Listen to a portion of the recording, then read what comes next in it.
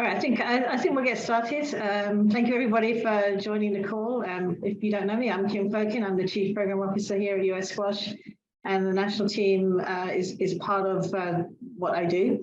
But joining me this evening, I have Beng Hee, who is our Gannick family head national coach. We have Scott Devoy, who's actually in New Zealand right now, but he is our head national girls coach. And we have Luke Butterworth, who is our head national boys coach. So hopefully we have everybody here who can answer any of your questions as we go through the call. Just a reminder for everybody that if you're not talking, if you could please mute yourself, that would be great. And if you have any questions, if you could put them in the chat, and then we'll try to address all of them during the course of the call. Hopefully everybody can see my screen. Sharing a presentation so you can see what we're going to talk about this evening. First of all, I just want to go over who does what in terms of national team programming at US Squash. I think there are a lot of coaches who are involved, and I think it would be nice for you to see that and to acknowledge, and so that you know when you see them at tournaments that they are part of our national team structure. I want to quickly go over what happened last season at the events for our junior national team last season. And you can see how well we're performing. I then want to go through our junior development pathway. So how do we see our junior players progressing from their own player development point of view? Where does professional squash sit within that pathway? Where does college squash sit? And what programs do we have to support them on their journey? And having done that, we're going to talk about the selection criteria for the events that we have in the coming season, the lessons learned from this season, and how we've adjusted those selection criteria. So again, if you have any questions as we go along, put them in the chat and we will address them.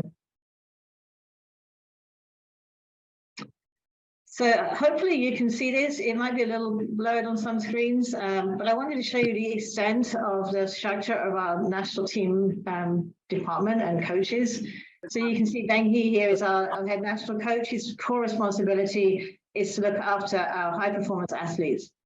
Our high performance athletes who we fund and helps to navigate through their professional squash journey. They include likes of Amanda Sobey, who's current world number, I want to say 5.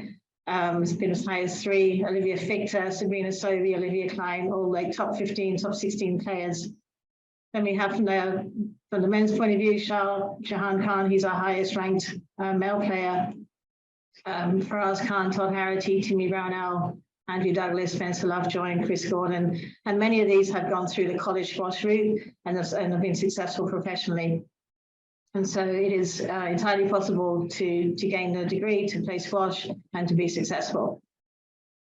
From the coaching point of view, we have our head national coaches, as I just described, with Scott heading up our girls team, Luke heading up our boys team. Ashlyn Blake is the assistant national girls coach. He's based out there on the West Coast at Squash Zone. And Simran Wati is our assistant national boys coach, who's now at Street Squash. So they're our main core of coaches. They do a lot of work for us unseen. And if you see them at all, please appreciate them. They put in a lot of work trying to get all the juniors to play in the programs, they coach them at the events. They're constantly trying to communicate and talk to the kids to make sure they're doing the right thing and training in the right way. And I think that also interesting is that we have a whole bunch of coaches who, while you might see them at JCTs who are coaching against each other, actually work very well together when it comes to our national team programming. So I just highlighted some here, the Pan Am Junior Championships. Generally, over the last couple of years, we've had Charlie Johnson, who's out on the West Coast, Alicia Rodriguez, Alec Marion with Scott, Chris Longman at Germantown.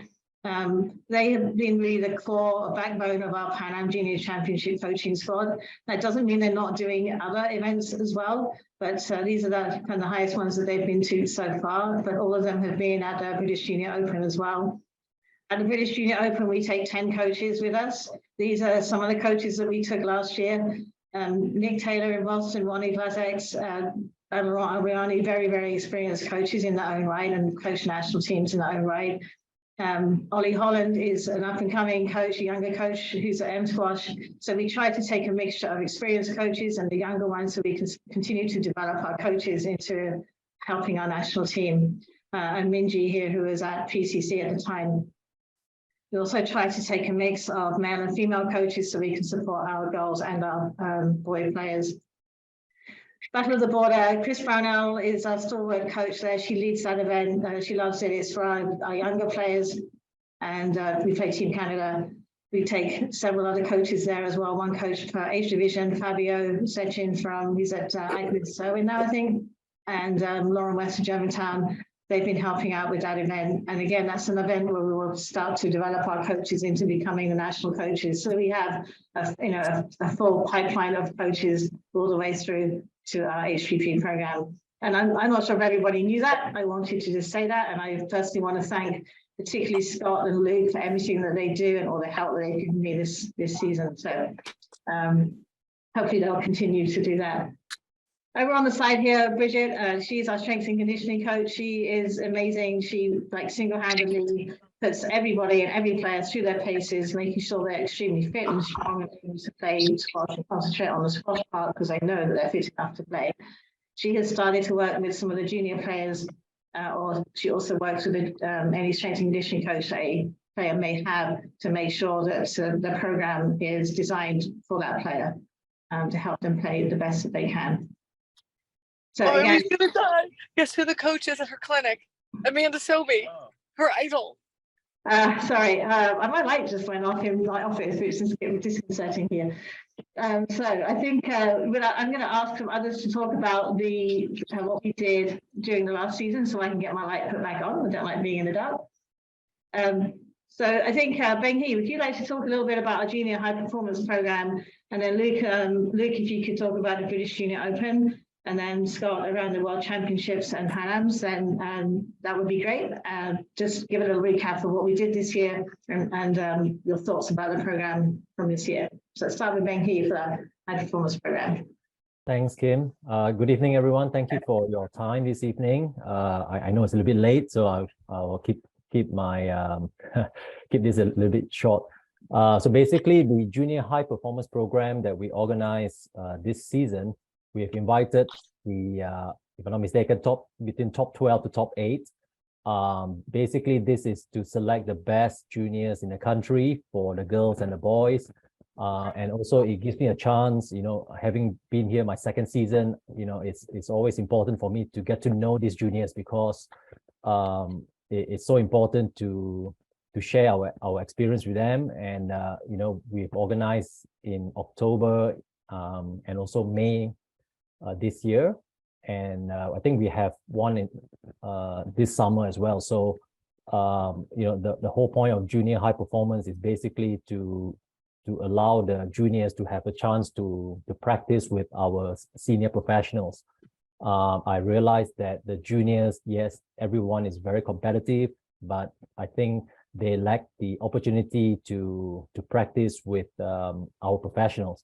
So, this junior high performance program, it's between weekend and sometimes, especially in the summer, we're going to be organizing a week long of training and to get together, get to know each other, and also hopefully, with our seniors, they'll be able to help out to share their experience. The last junior program, a lot of the juniors were very excited to meet guys like Timmy Brownell, Spencer Lovejoy, because they came through the pathway from juniors to college to being a professional.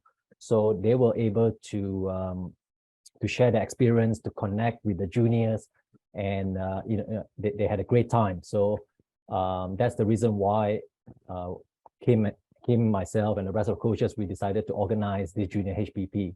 So we hope that we can keep building this junior HPP, and of course we hope that eventually 2 or 3 of the kids will be able to venture into professional. With all angle OPC solution, unless you do that in this format, unless you do it in this. Just reminded everyone to make sure you're on mute. Luke, would you like to say some words about the British Junior Open? I don't know how many you've been at. I think you've been to probably the last 5 or 6, I don't know, but you were definitely very much a lead person at the British Junior Open this year. So a very successful outing, I think. Yeah, I think think this year was actually my 7th, maybe 8th British Junior Open. Maybe we missed one because of COVID. I can't remember. But the British Junior Open, for those that do not know, is such a prestigious tournament known worldwide as almost like the World Junior Championships for each age group. As maybe Scott will touch on shortly about the World Junior Championships, that's just an under 19 level event. Whereas the British Junior Open is an age group event from under 11s all the way through to under 19s. And it's produced some of the world's top players that you see on the World Tour right now. They've been champions. Ong Beng Hee is very modest, but he's won a few of those in his time. So we always lean on that experience at these HPP squads and all the rest of it. As I mentioned, I've been lucky enough to be involved in the British Junior Open program for about, I think, 7 years. So I've seen how US each year have got better and better and closer to the top of the podium. And as it's noted there on the screen, we had two champions this year in Madison Ho in the under 17 girls and Carlton Capella in the under 13 boys. But this went along with so many other amazing performances. We had a couple of on the podium in bronze medals and just losing out in the free fall playoffs. And each year we're pushing the boundaries, which is why the pyramid that we're trying to create here and the pathway is to make sure that we're getting all our talent channeled in the right direction to, be on the podium on these big events such as the British Junior Open, the World Junior Championships, and so on. So as we'll go through the criteria tonight, this has all been designed so that we have the right players going to the right events and hopefully continue to push US squash to the top of these podium events. So looking forward to kind of delving more into details about that. Scott, would you like to give a summary of what happened at the World Championships last year in France? Yeah. Hey, everyone. Thanks for taking the time to join us here. And, it's always a good opportunity for us as coaches and just for, US squash in general to, I guess, help you all understand, I guess our goals and objectives as far as the, high performance, junior programming goes. And, over the years, I've been involved now for, 10 or 12 years, at various levels, and the last probably 10 years in particular at the World Junior level.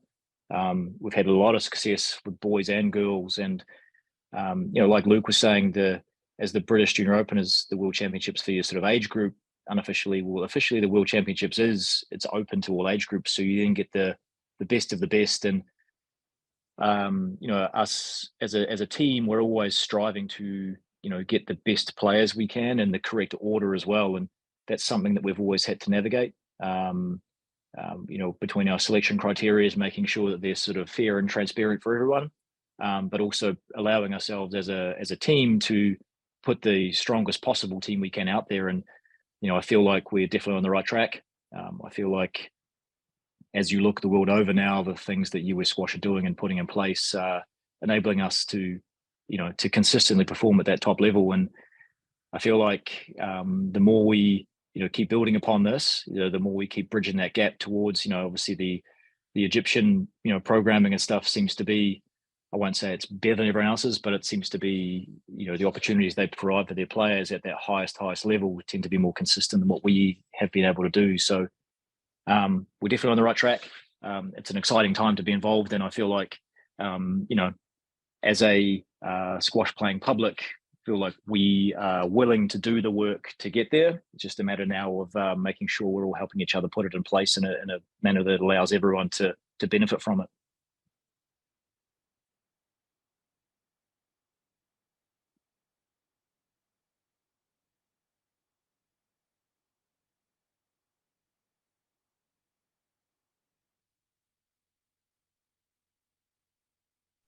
Sorry, guys, I'm muting myself. So these are the main events that we have each year for our junior players to be able to participate in. Include all the age groups: British Junior Open 7 under 11 to under 19, and the Battle of the Borders for under 13, 15, 17. World Championships is only under 19. The Pan American Championships is a mixture. It's kind of a developmental event. And last year we took a team there in Bolivia. It's an altitude. I don't know if anyone's tried to play squash at altitude, but it's like playing with a mask on, and we all remember how that felt.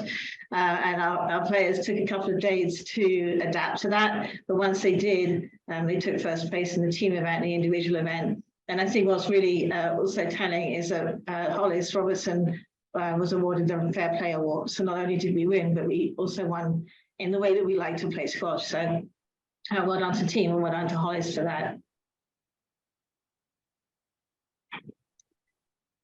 Before we go on to the actual criteria, I just wanted to show this slide, which I hope will show some context of what we're trying to do. It looks complicated, but Luke is going to unravel at least the top part of this for you, as he is actually currently running a Challenger Tour event. I think it's important that everybody starts to understand professional squash and where that sits in relation to where your kids are at the top of the junior system in this country. So Luke, do you want to have a stab at starting to explain this slide? I'll give it a go. It's very, very colourful, so it keeps us engaged. So as we've talked about with the events that we've played in, such as the British Junior Opens and the World Championships, we're always looking for ways, and the coaching team will review after events our results, what we could have done better. And you might see a little note there saying we need to learn how to lose. And that comment was brought up a little bit last year because some of our top players here, always in the finals of the JCTs, and they're battling out with each other. We found that when they went for international competition, they would get shocked at the level that they would come up against. So we were always trying to find ways for our players to find ways to lose matches, which sounds crazy, but then to raise the bar for themselves and ultimately for Team US Squash. So the pathway, as you can see it, we've had a lot of players now transitioning into this, where they're working in their bronze, silver, gold events, getting into the JCTs.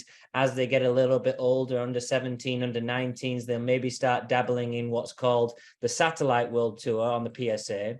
And these are actively available and more available to all levels, under 17, under 19, where players can go travel and play some, almost like introductory level professional events.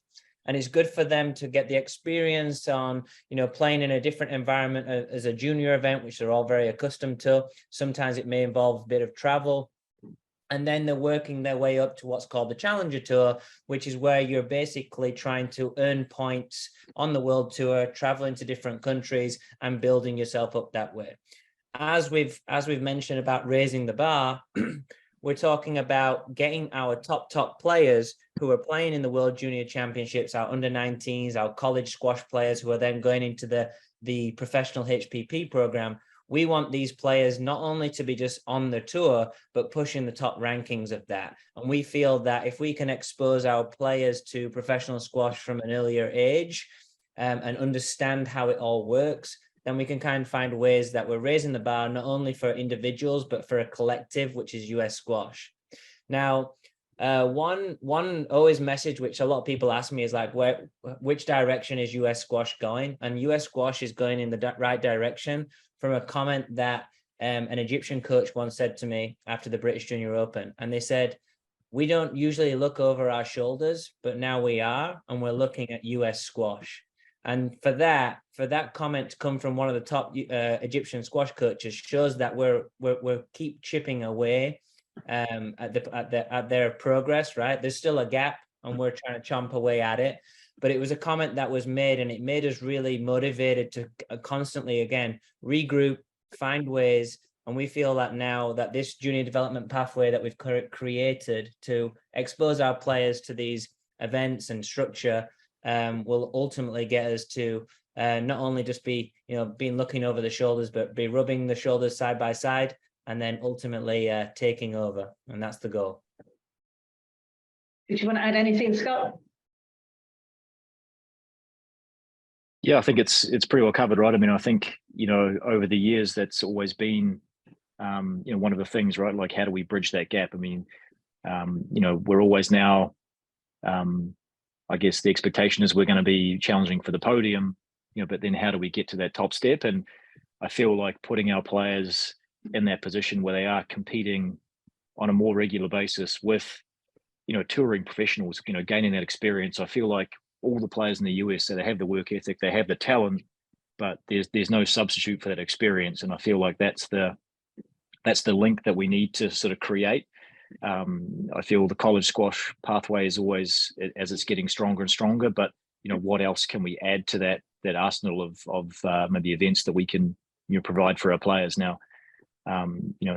Once you reach a certain level in juniors, how do you commit to going beyond that, where you become a big fish in a small pond? Now you become a smaller fish in that bigger pond again, and sort of recreate yourself. I feel it's character building. It adds strength to us as an organization. It adds strength to our players, and I feel like that's where we're heading. I feel like it's in a good spot, and I think everyone on this call can probably agree that it just requires buy-in from players, from coaches, from parents. The administration's obviously, by providing calls like this, willing to put their hands up and provide those opportunities. So now it's up to us as coaches and players and so forth to make it happen.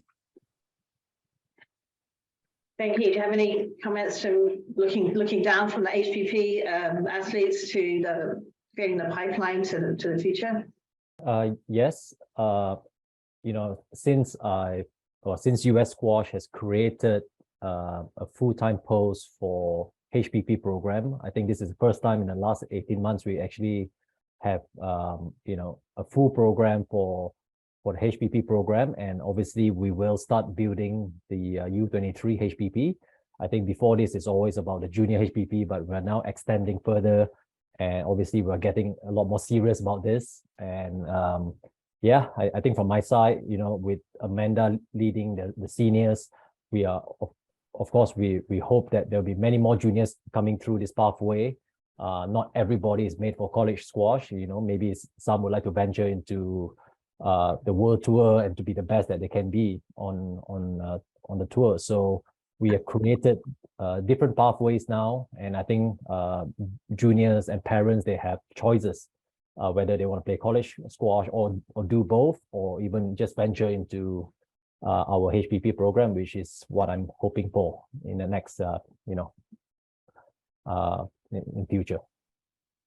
Right, and I think it's worth noting that on here we said over 43% of the World Tour is hosted in the United States. So we have a lot of opportunity in this country for our players to be able to play in the tournaments that are right for them on the professional tour. Not every country has that. More and more we're getting the starter tournaments, the satellite tournaments.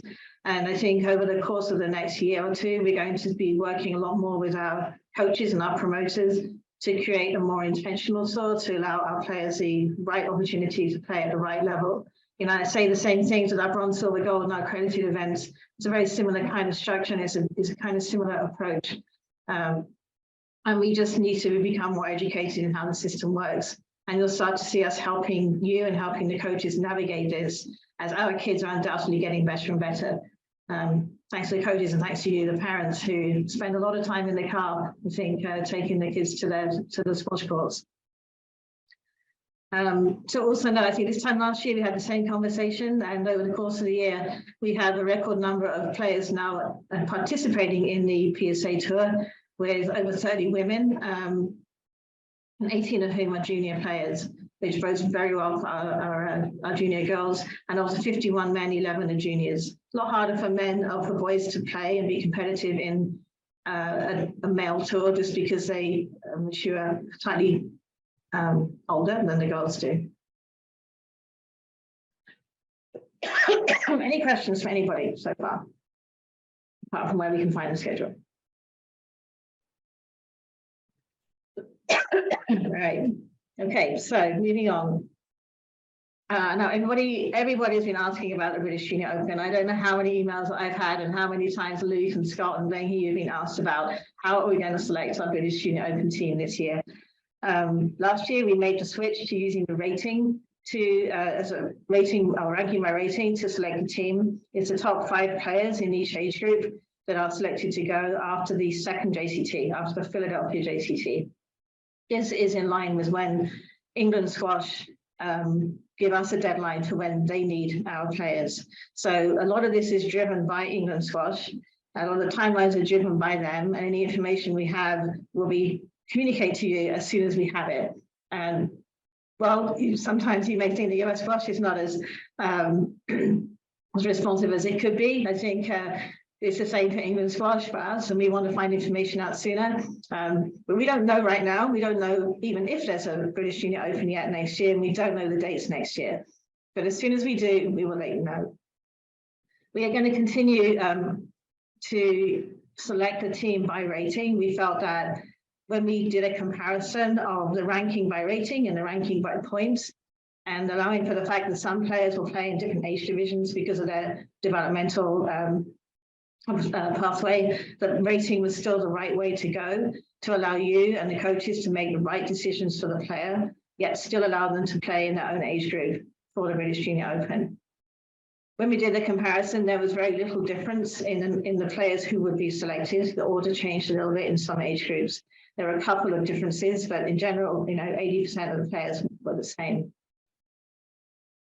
Luke or Scott, Meng-Hee, do you have any other comments to add to the rationale for choosing rating system here? No, I'll just comment there. I think the last year was the first year that we'd actually done this by rating, and we made the decision. I think it was kind of down toward how COVID had affected the ranking system and everything, and how the restart happened. But yeah, after the tournament, we'd looked at it. We'd looked at kind of the future of what it could look like from a rating system for this particular event, and it just seemed that the ratings was the way to go for this one. And it allowed us to kind of, again, make sure that we're taking the best players at the right time to the right events. And for this particular event, it seemed that the rating system was the way to go. Any other comments?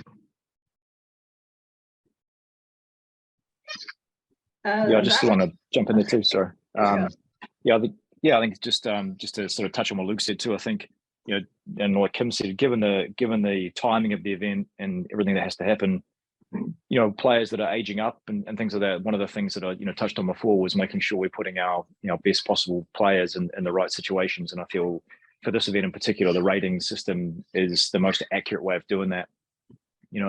Given that you have players aging up midway through our season, and this event is midway through a season, so allowing us to take the best possible players is key here. So hopefully everyone sort of understands that it's the most accurate way for us to do it. And based on the results from this year, I think it's something that we need to continue on with. So as someone said, it is based on rating, not ranking. It's based on a ranking system which is based on rating. So yes, we'll take the highest rated player who is eligible in that age group. They will be number one on the list, and we'll go down from there, taking the top 5. Now, sometimes England Squash allow us to take more than 5. If they have a division that doesn't fill, they will come to me and say, do you have anybody else who would like to go to this event? And so if you're not in the top 5, there's still a chance that we may be reaching out to you, but that's totally dependent upon England Squash and the number of other players who sign up for the event. And I think Scott's right that at the beginning of the season, the rankings have not settled by points as people have, restarting, coming back. There's only 2 JCTs that have happened. By the time we get to nationals, we've had a full season, and so the points-based ranking is used for nationals and for the world teams and for the Pan Ams, which we'll come on to in a minute. And then touch on the back of the board, because that's pretty straightforward. This is a tournament, Team USA, Team Canada, U13, 15, 17, the top 4 players who elect to go, who are invited to go based upon the rankings after junior nationals. We send those invites out, and then we'll go down that list until we find 4 players who would like to participate. This is a great event for a first-time Team USA player. I think there's someone this fall who went on this last year. It exposes the kids to Team USA. They're in an environment without their parents. They're staying in a hotel. but they're in, they're in the US, they're in a safe environment. We have tons of coaches who are chaperoning them. So it's a really good start to for that experience, to see what it's like, because it's not just about the play, it's about how you behave outside of that, how you, making friends, lifetime friends as well. So this is a really good event for those players to start to represent Team USA.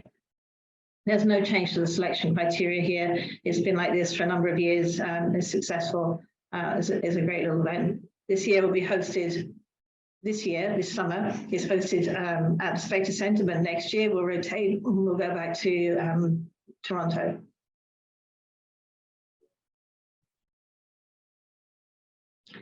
The World Junior Championships. I'm going to ask Scott to explain this one. Hopefully he can see the screen. We're on his phone, right? Scott, are you able to speak to this, the rationale behind the criteria for the World Junior Championship? Yeah, for sure. So I guess, in the past, those of you who might have had a little bit of experience with this, we used to select, 4 people for the team, and then typically on the team years, 2 development spots. Kind of feel that then, that created a situation where we were maybe getting ourselves into a point where we weren't taking we're taking a strong team that wasn't necessarily the strongest and wasn't actually in the correct order, and because people were having to make a choice as to do I consider myself a development player, go that route, or do I actually want to try and have a go at the team as well? And so I feel going forward now, encouraging everyone to play in the U19s, having our best players compete against each other on a much more regular basis brings out our best team. That way we go to the World Championships with our 6 strongest players, because at the end of the day, you want to be in a spot where, we're putting our best possible team forward. And from there too, how do we take the players that are really excelling on the national team, and then expose them to a high level of competition as well. We create a pathway that encourages them to play PSA, and you can make the team based on a PSA ranking as well. So, again, for us, and as far as the World Junior team goes, it's about, having our, 6 to 8 best players competing with each other sort of on a more regular basis to create the most consistent team that we can put out there, and also to, having them play in the correct order as well. So that's sort of where we're at. It's a pretty, I guess for us, it's a pretty simple process. And I guess as far as, players and coaches go, it's a matter of choosing, if you're a U17 player, would you rather compete for a national title in the U17s, or would you rather be on the national team that goes to the World Championships? And I feel like that's a very much a personal choice. We would encourage you to, put yourself out there as far as going for the national team for sure. But again, that's a choice that individuals get to make. I'd just like to jump on the back of that, because I just want to stress the importance that if you are let's say an under 17 player, and you're looking at previously, maybe looking ahead and thinking that you would like to be a developmental player, it's the time now to plan ahead for the season to come. Because if you want to be part of the World Junior team, it's definitely an under 19 level event.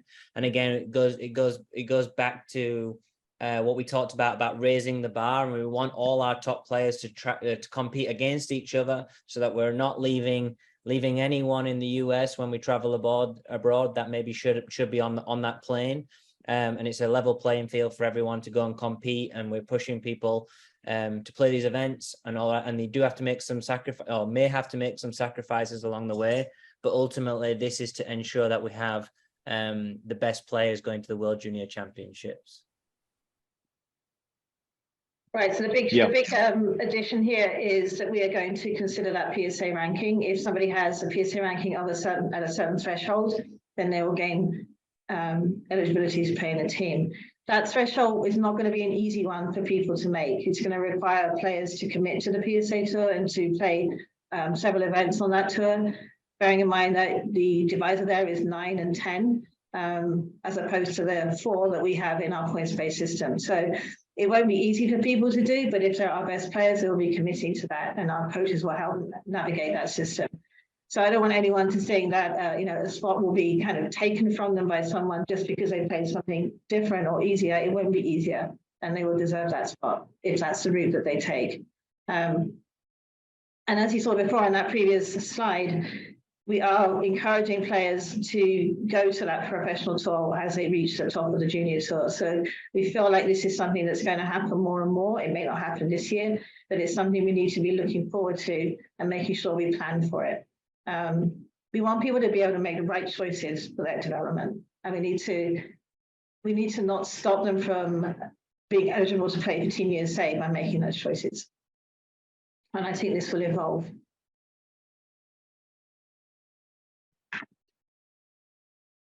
I'm going to address some of the questions in the chat at the end. So I'll just wait for, be patient on that, please.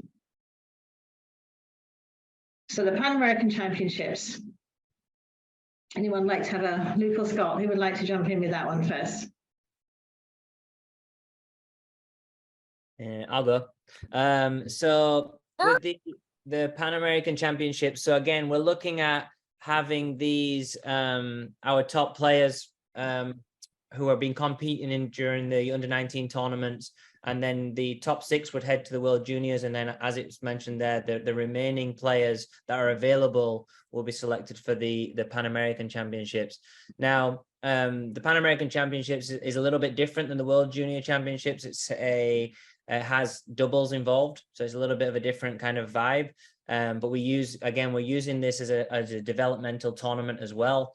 So that those players that do qualify should hopefully be, you know, motivated to try and qualify for the World Junior Championships the following year. And we come up against some different type of competition in Pan America than we would in the World Junior Tour, and it's valuable for these players. So as you can see there, it's purely based through that under-19 and under-19 bracket. And again, we've got that coaches kind of we've got together as coaches to create the rationale for this criteria based off we want the best players going to these events. Right, so here we do start to potentially consider under 17 rankings if we don't find eligible players in the under 19. So we have 2 from the under 19s for sure, and then we will look to find people who are age eligible to play in the World Championships the following year, so that we start to build experience for that next tournament in the next year. It allows players also to emerge in the under 17s who we might otherwise not have seen. Some, you know, people develop at different rates, and it can be that there are people who emerge in those under 17s who are not ready to play under 19s, yet are still very talented. So we don't want to stop them from gaining that valuable experience either. I'm feeling that might be it. So those are all our selection criteria that we have for next year. I'm conscious that we have not communicated that to you. Hang on, I want to stop the share, sorry. We will be communicating this. We'll be sending out an email to the whole junior community with links to all these criteria. These criteria will be linked to the Team USA website as well, and we'll make sure that you know where you can find those. But these are the criteria that we will be using this year. A couple of questions in the chat at the moment. It was to do with the ratings of the British Junior Open. Somebody asked, you know, sometimes players have a high rating, but they actually don't play. Their rating stays high because they don't play. And it's only when they do put a result in that their rating might change. How are we going to stop somebody from just not playing to qualify over and above someone who is? And so there is an exposure requirement also on that rating. So you need to have at least 12 recorded matches played in the last year to be on that rating list. And that 12 matches is equivalent to 4 tournaments, effectively. So somebody does need to be playing, and because they're playing, because they're recording results, their rating will be deemed to be accurate. So that's the exposure requirement for that. It doesn't matter how you get those results. It can be a league play, it can be tournament play, it can be challenge matches, it can be box leagues. Any type of challenge match that's recorded on Club Locker will have a ratings exchange and will count as one of those 12. how does international play, including tournaments listed, as well as those that are not? I think this is asking about if you play in international tournaments, will that count? And unless the matches are recorded on Club Locker, then we don't see them, they're not visible to us. And so they will not be considered as within that rating or ranking by rating for the British Junior Open.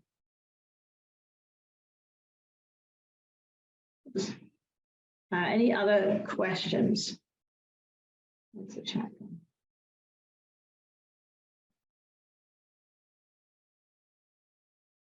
Getting more questions.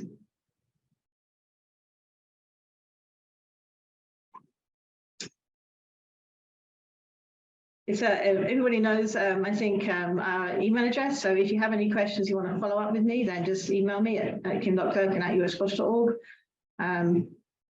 And I can pass them over to Luke and Scott if it's appropriate for them to answer, or Ben-Hee as well on the national team stuff. As I said, I expect to see an email from US Squash with links to all of these criteria. And again, any questions, please pass them on. Do you have any parting words, Scott, Luke, Ben-Hee, for this group? I'll go. I just want to say thank you again for your support. You know, I think US Squash, you know, we really appreciate all your time and effort, you know, and for me personally, working for US Squash together with Luke and Scott and with Kim, we are providing a service, I think, from junior all the way to senior level, and I hope that the players will take the opportunity to join us in you know, all these camps and clinics and squads. And I think that the more we can share our knowledge and get together and to build some team bonding together, I think that can really go a long way. So from my side, I hope, and I'd like to thank all of you for supporting US Squash, and I hope that yeah, we can do the same as well, and to share all our knowledge and experience. Thank you, Ben-Hee. Yeah, I guess my only parting word would be that each year there does seem to be, you know, a few players that maybe are disappointed or surprised that this maybe missed out by missing like one tournament or whatever it may be. So it's like with the criteria is there to take our best players. So if you feel like you're the one, your child, or you as a player, you could be one of those best players.